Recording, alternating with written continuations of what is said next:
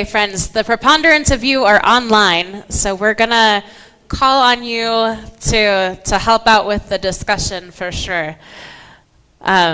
This is our third sermon in a sermon series about Nehemiah, which we know is sort of an odd choice, but a really interesting story about the act of rebuilding. It's not one that we often spend a lot of time with, or when you're thinking about like the stories that you maybe learned in Sunday school or were in your children's Bible, this is not one of them, but it's an important one about the act of rebuilding. But I want to recap so we know where we are in the story.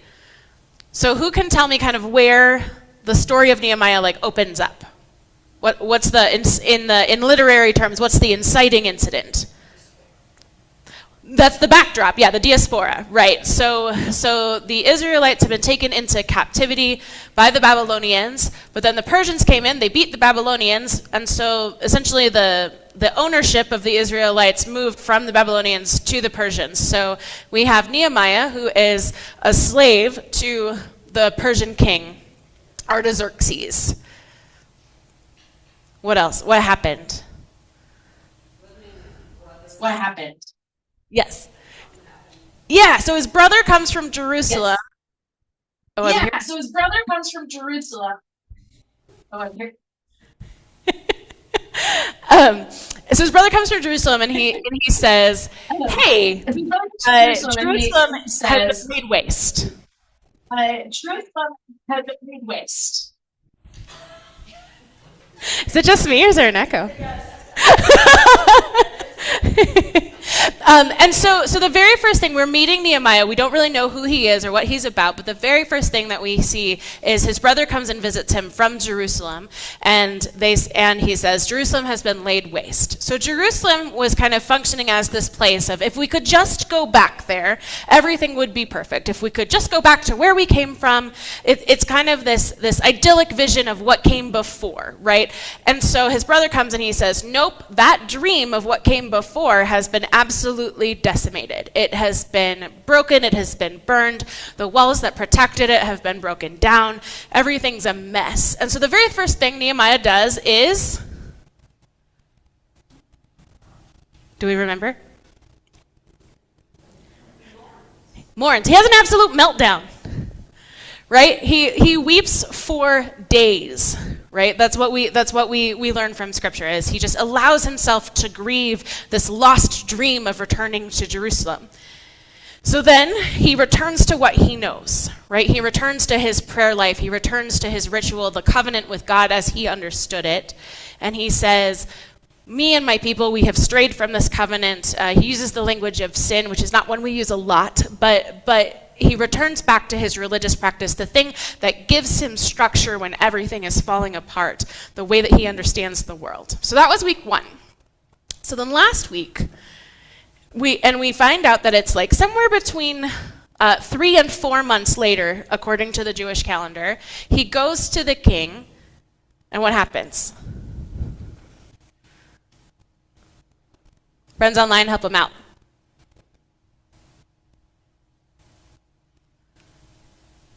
Herima. The king asks him what's wrong, and he tells him what's going on. So he gets some letters of permission to cross over and start rebuilding. Yeah, exactly. Thank you. Yeah. Oops, go ahead.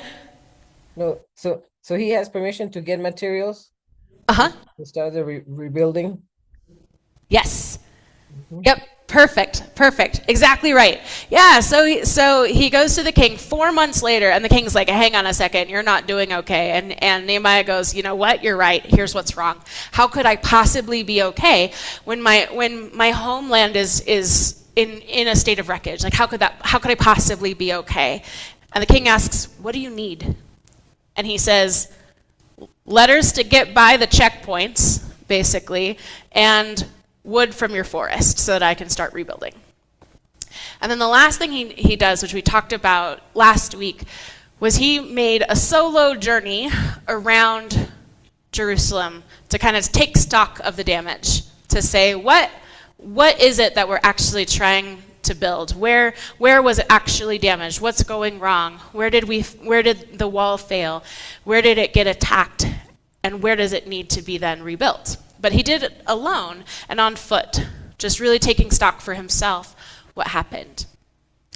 So then this is where we pick up the story today. And this is when Nehemiah is going to other Israelite officials and saying, okay, we need to work on this.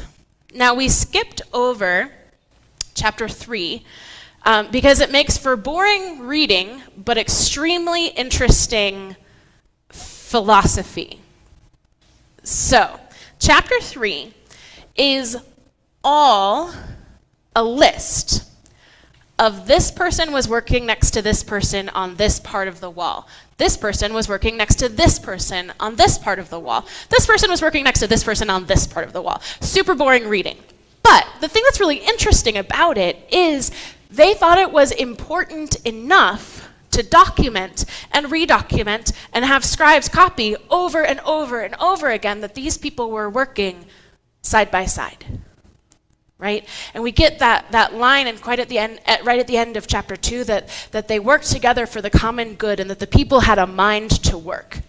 Now the really interesting thing about this list, which I'm not putting you through, but I'm giving you the book report about, is like we didn't read it in worship, but the really interesting thing is they documented the things that people, like their profession and their vocation. Not any of them were actually wall builders. You had potters, you had goldsmiths, you had the scribes and teachers. They all pitched in to help repair and rebuild the wall. So we skipped that part about them like actually doing the rebuilding and putting the keystone in and really it was this joint effort. You know, it looked like it was such this big undertaking, and it was. But because the people had the mind to work, they went in together and they said, we are going to do our best to rebuild this wall. And at the time of the end of the scripture, they have it built to kind of happen.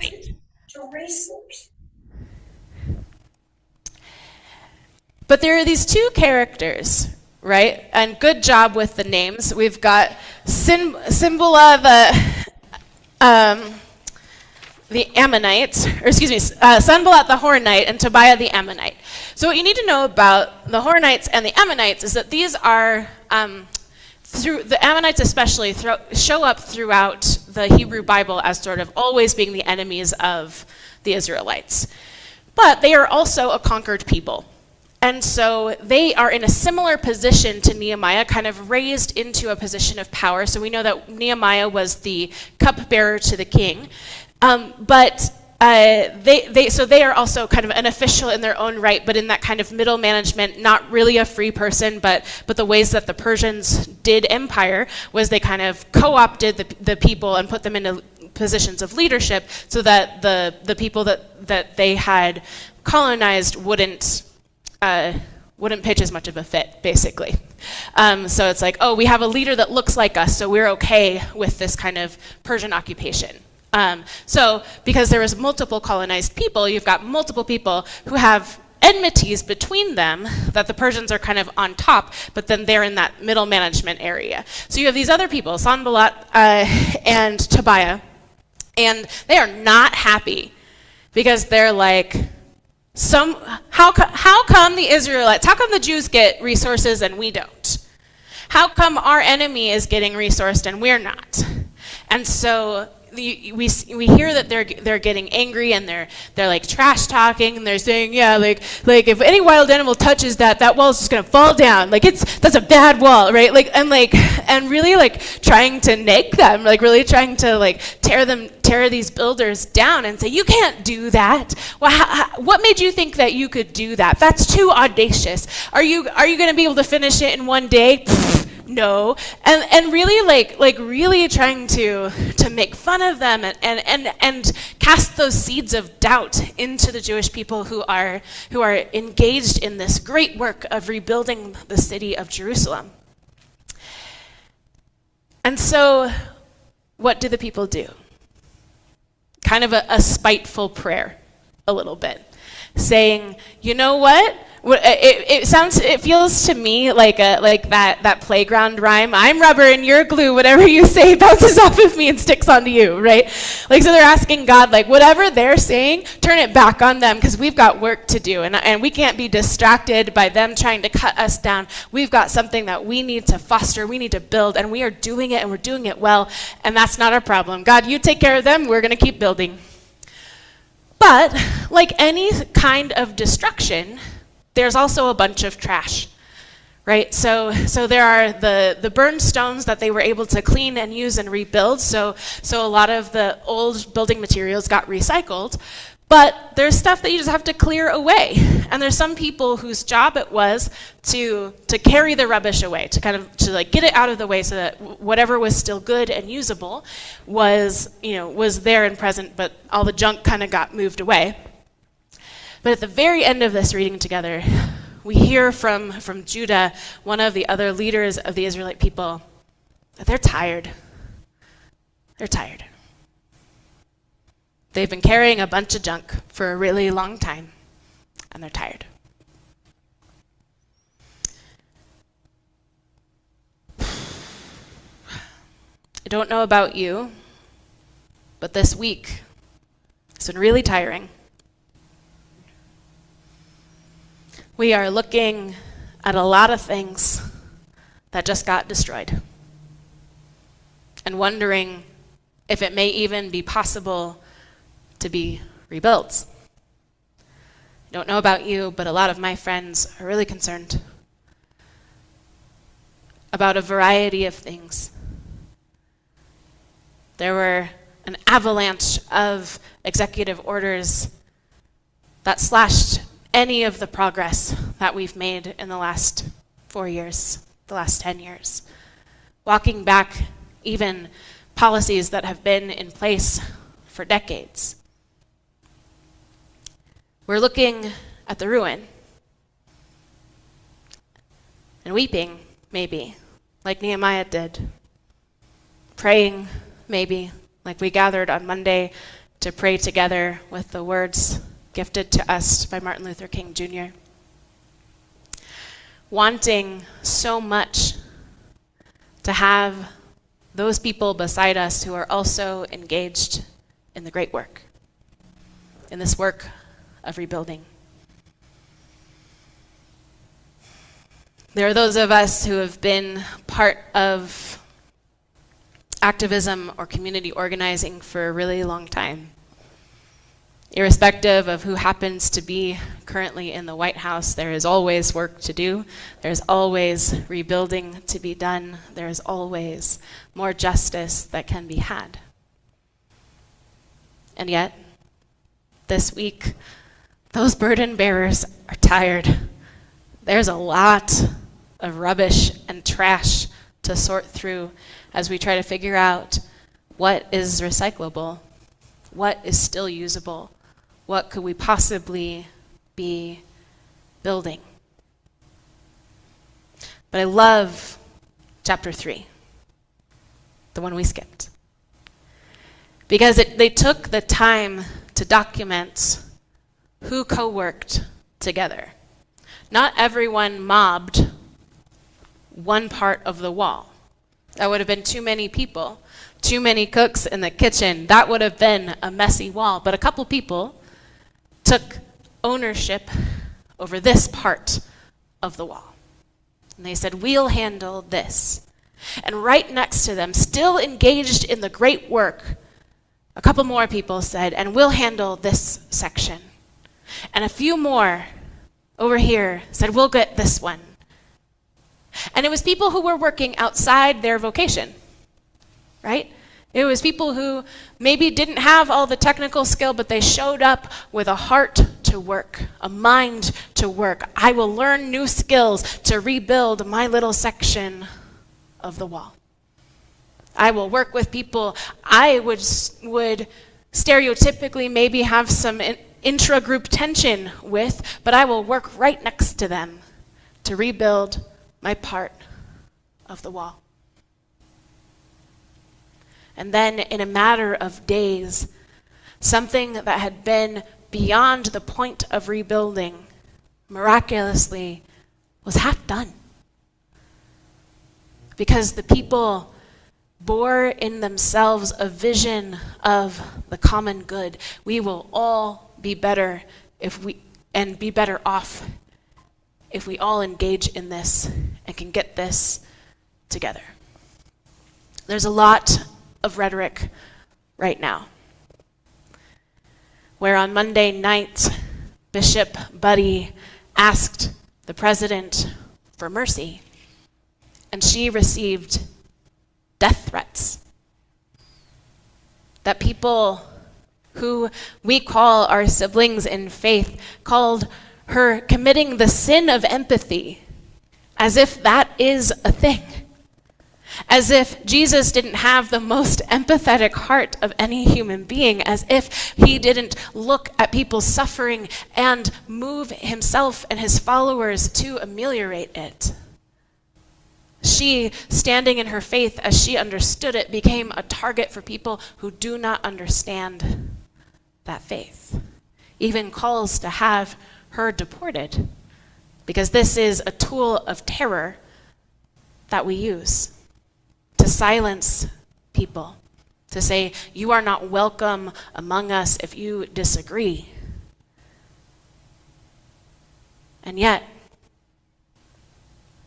in the most peaceful and nonviolent way possible, she stood her ground. She said, this is my pulpit, this is my church. I said the thing that is in line with my faith. I didn't attack you. I simply asked you to care. So we find the people who are also engaged in the great work of rebuilding. It is not coming from our leadership. Maybe a few timbers might come in the form of some grants. Maybe there are some policies that we might be able to use, but really the labor, the work of rebuilding is coming from the people. It's us and our hands, us and our tending, us learning to work beside people that maybe we don't love we may love but not like too much. But we have decided that the greater good is good for all of us, and we will work for it together. But it's easy to get tired. There is so much that is demanding our attention right now. It feels like there is a new crisis about every 7.2 seconds. Every new news story that we hear about another destructive policy, new lists of people being made, including educators in diversity, equity, and inclusion and accessibility, a list of them being made, people who are now, who are working for justice, who are working for justice, who now have a target painted on their back. And our church really isn't that different. Every so often we get some cranky emails and cranky phone messages that say that we shouldn't count as a church, that literally all the other churches should vote us out of the city because that's how churches work. That they, like prayers literally that God raise us to the ground because we are so not in line with their understanding of their faith. And yet, here, in this moment, we know what we're about. That was the thing that became very clear in our little prayer meeting on Monday. We may be scared, we may be tired,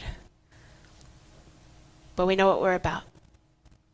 Because at that very moment, there were people seeking sanctuary in our sanctuary. When a city had forgotten them, we opened our doors and said, yes, come inside. Be with us. Be warm. We have been sanctuary for a very long time. We know how to do that.